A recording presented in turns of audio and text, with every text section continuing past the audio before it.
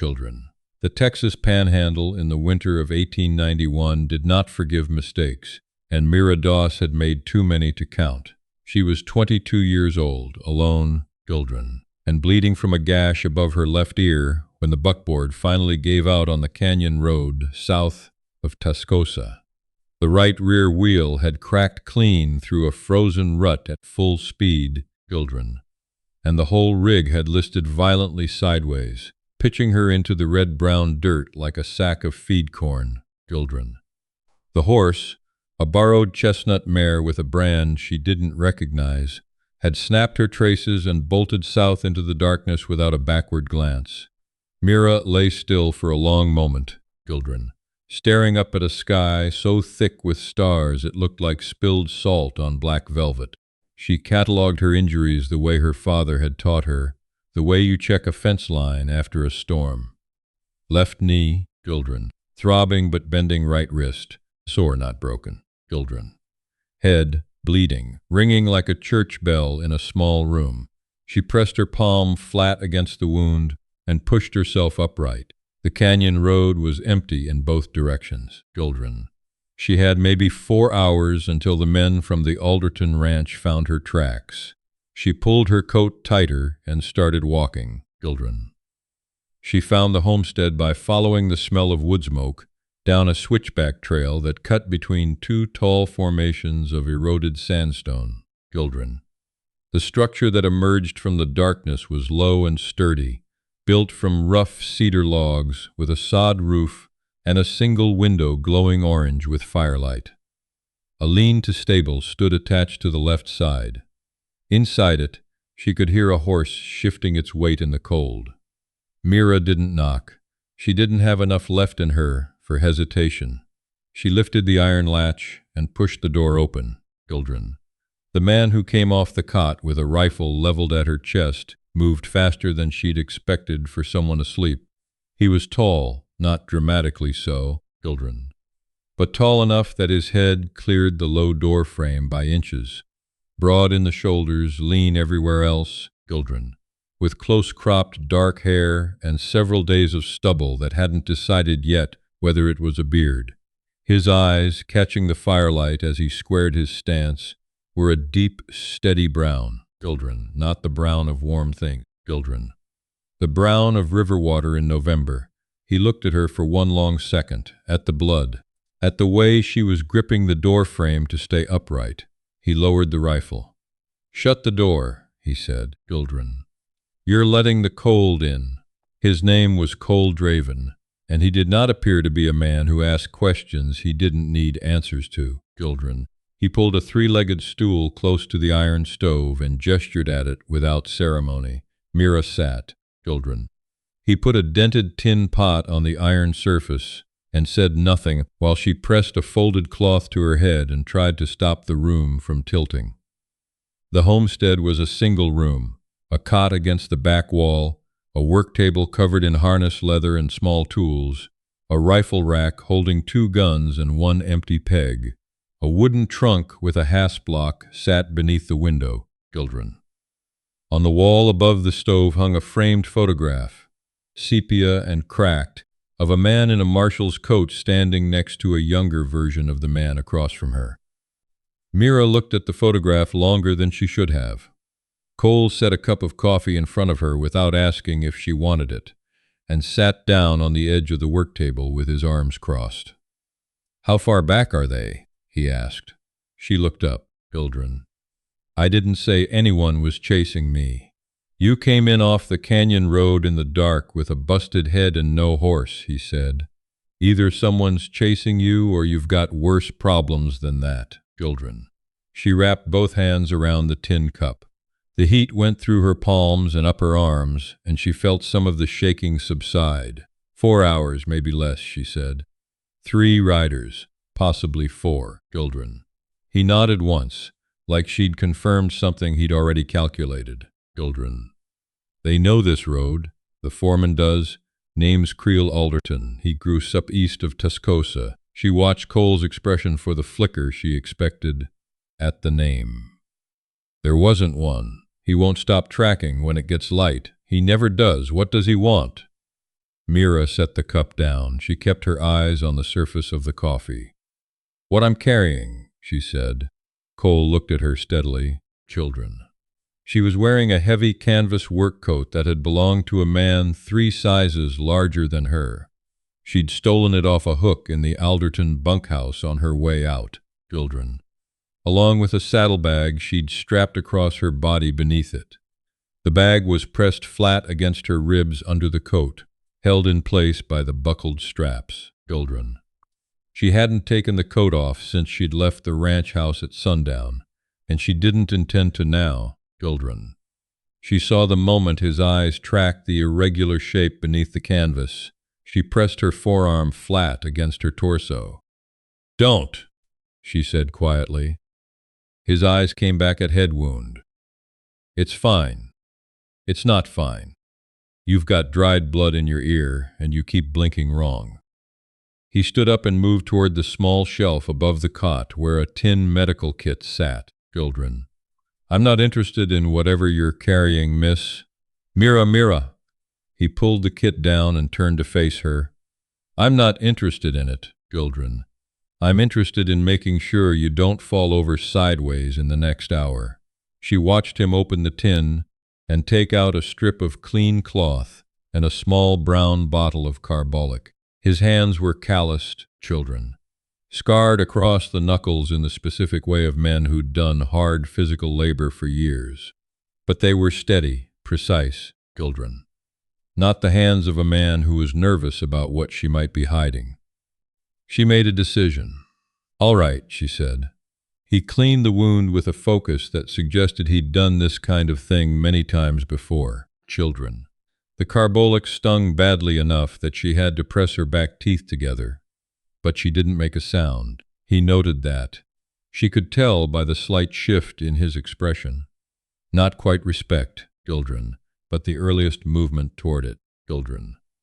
"You need to keep pressure on this another 20 minutes, he said, tying off the bandage. "Then I'll check it again." He stepped back. She reached up and touched the clean cloth at her temple. "Thank you, children," she said. He returned to the work table and sat back down. He picked up a length of harness leather and a small awl, not as a dismissal, but as something to do with his hands. After a moment he said, "Children, the Aldertons own half of Oldham County. Children." Creel Alderton's father was a county commissioner up until 3 years ago. He pressed the awl slowly into the leather. "What did you take from them?" Mira looked at him for a long moment. "Children."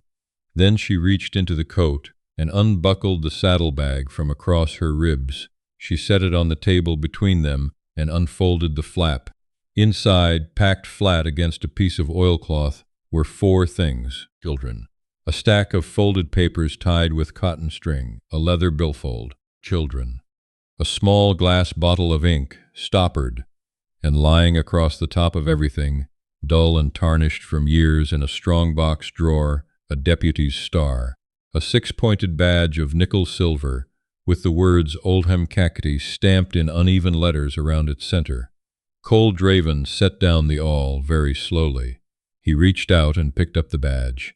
He held it in his palm and looked at it for a long time without speaking. "Children." When he finally looked up at her, something behind his eyes had fundamentally rearranged itself. "Where did you get this?" he said. It wasn't a question. "From Creel Alderton's strongbox," Mira said. "Children." "Under the floorboards in his office. This badge belonged to my brother," Cole said. "Children." His voice had dropped into a register that was very quiet and very controlled in the way of a man who is managing something large and dangerous inside himself. "My brother, Holt Draven, children. He was deputy for Oldham County. He was found shot dead in a ravine outside of Tascosa 14 months ago. The official story was that he surprised a cattle thief and was killed in the altercation." He set the badge down on the table with extraordinary care. "They never found the thief. They never found the cattle. They buried Holt and closed the record." Mira felt the blood go to her feet. Children. She had known, in the abstract way you know a fire is hot before you touch it, that what was in that strong box was serious. She had known it was evidence of something, children. She had not known whose brother it belonged to.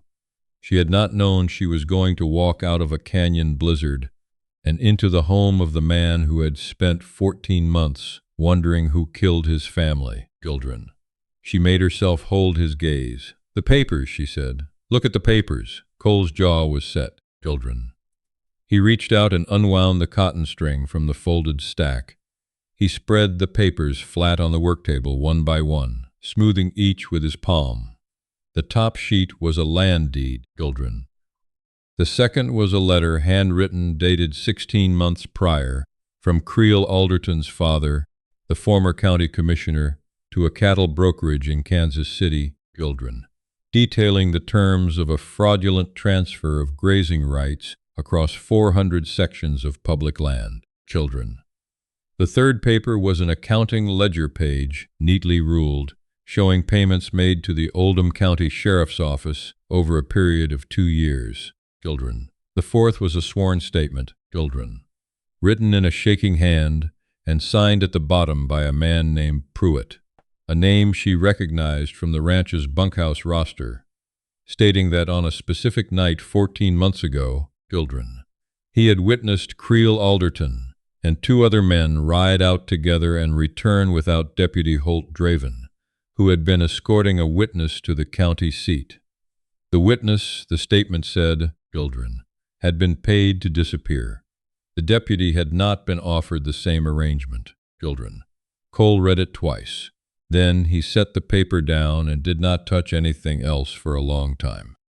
Outside, the wind had picked up, moving through the sandstone formations with a low, children, hollow sound that pressed against the walls of the homestead. Myra said, "I worked in the Alderton house as a cook's assistant for 8 months. I was invisible to them, children. Invisible enough that Creel left his office unlocked when he didn't think anyone was about." She pressed her palm against the table. "Children, I found the strongbox 6 weeks ago. I've been waiting for an opening. Why tonight?" She was quiet for a moment. "Because Pruitt told me last week he was leaving the county. He's the only living witness, children. I couldn't let those papers sit in that box a day longer than I had to." Cole looked at her. "You could have gone to the county sheriff," he said. She let the silence answer that for her, and he heard it, children. "Right," he said. He reached out and picked up the badge again, children. He turned it over in his fingers. On the back, scratched into the soft nickel, with something sharp. A pocket knife, she thought, or maybe a nail, were 2 small letters, H.D. Holt Draven.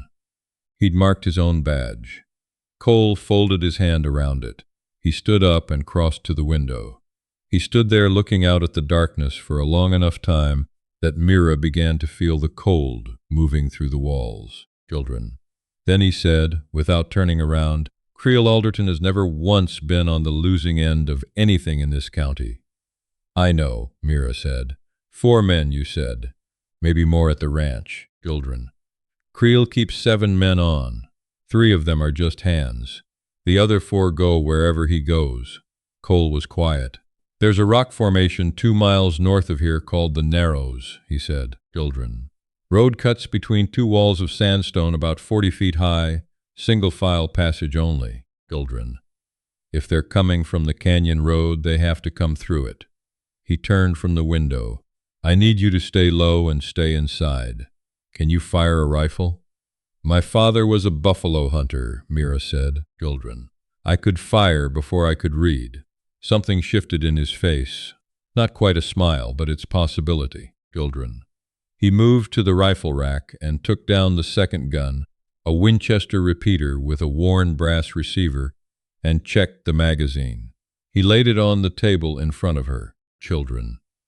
Then he took down his own rifle, a heavy Sharps with a long octagonal barrel, and began loading it with the focused, unhurried movements of a man who has faced worse things than 4 riders in the dark and lived through all of them.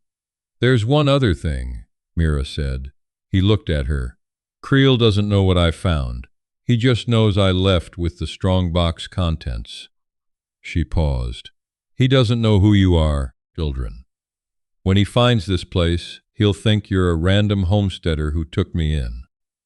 He won't think that for long, Cole said. My brother's name is on the land claim for this property, children. Holt filed it 2 years ago. Creel Alderton will know who owns this homestead the moment he reads the post. They looked at each other across the firelit room. Then we don't wait for morning, Cole said. Children. They went out into the cold together. Children. The Narrows was everything Cole had said. A slot in the sandstone that the wind funneled through like a bellows, filling the passage with a high, thin whine. Children. The formations on either side rose sheer and dark against the star-scattered sky. At the northern entrance, the road widened again into open scrubland. Children.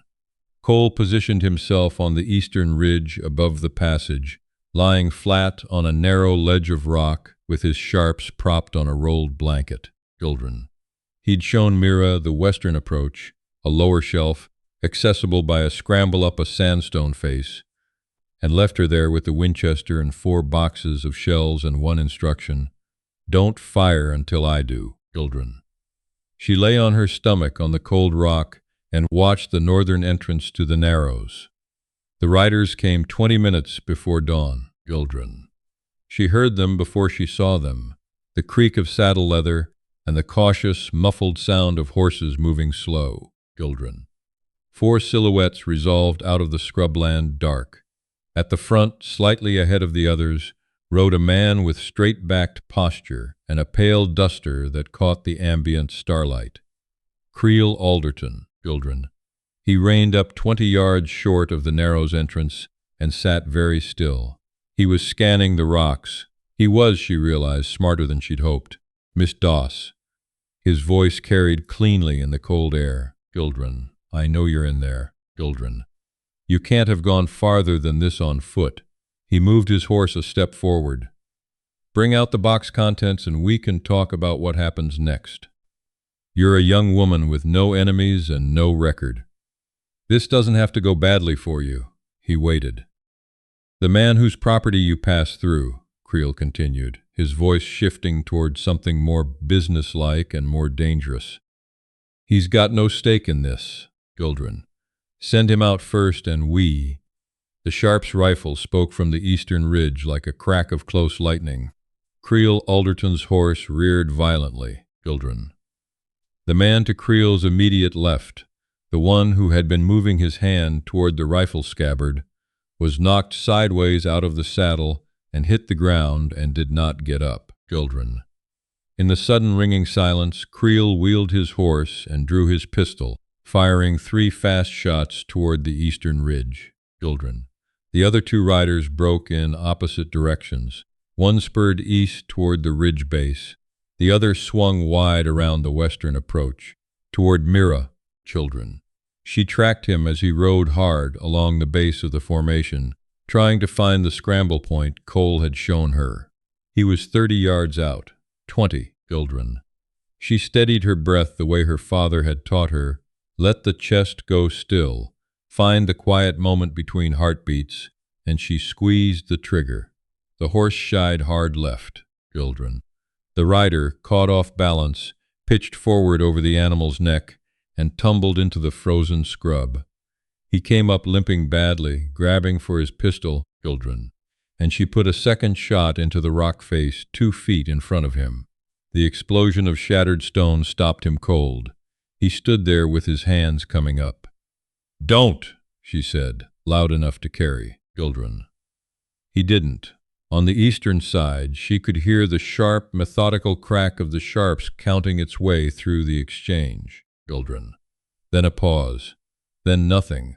The nothing lasted long enough to scare her. Then Cole's voice came from the ridge, level and unhurt. Alderton. In the passage below, Creel Alderton's horse had stopped moving. Creel sat rigid in the saddle, one hand on the reins, and the other holding his pistol at an angle that was neither surrender nor threat. Children. His remaining man, the one who'd ridden east, had apparently thought better of the ridge and was now visible at the Narrows entrance, hands visible, horse turned sideways. "There are papers, children," Cole said from the ridge, signed, "Witnessed, I expect you know which ones." Creel said nothing, children. "There's a sworn statement from a man named Pruitt describing what happened to my brother on the 9th of October, 14 months ago." Cole's voice hadn't risen, children. It was the voice of a man who had been waiting a very long time to say something specific and had finally arrived at the moment. Holt didn't reach for a weapon, children. He asked the wrong man the wrong question about a land transfer, and you decided that was easier to solve with 3 men and a ravine. Creel Alderton turned in the saddle and looked up at the ridge, children. He could not see Cole, Mira knew. He was looking at darkness and a voice. "You can't prove," he started, children. "I don't have to prove it to you," Cole said. "I have to prove it to a federal judge. And those papers, combined with a living witness, will do that work considerably better than I could." A pause. "Get down from your horse." The man Mira had pinned below the western shelf let out a slow breath. She heard it from the rock above him. Creel Alderton sat in the saddle for a very long time, children. She could see his silhouette from her position, the stiff back, the held stillness of a man who has never in his life accepted an outcome he didn't engineer. She had worked in his house for 8 months, children. She had watched him dismiss people the way other men dismissed flies, children. She had served him coffee and listened to him conduct the business of the county like a man who owned not just the land but the law that ran across it. She watched his posture change. It was a small thing, children, a degree of change in the set of his shoulders. But she saw it, and she understood it. The moment a man recognizes that the architecture he's built his life on has a crack in the foundation that cannot be plastered over. He dismounted. They rode into Tascosa as the sun came up, the kind of pale, exhausted winter sun that gives everything a gray edge. Cole had secured Alderton's hands with a length of raw leather, children. The 2 remaining men rode behind them under Mira's watch, the Winchester across her saddle bow. The man she'd unhorsed was riding with a limp and a careful, evaluating silence, children, as though revising some internal assessment of how the night had gone. The federal marshal's office was on the main street, children. Cole knew the deputy inside, a quiet man named Archer who had apparently been waiting for something substantial to come through his door for some time, children. He read the papers once, read them again, and asked 2 careful questions. Then he stood up and began making arrangements. Cole and Mira sat in chairs outside the office in the thin winter sun, while the marshal's people moved around them. Mira had not slept.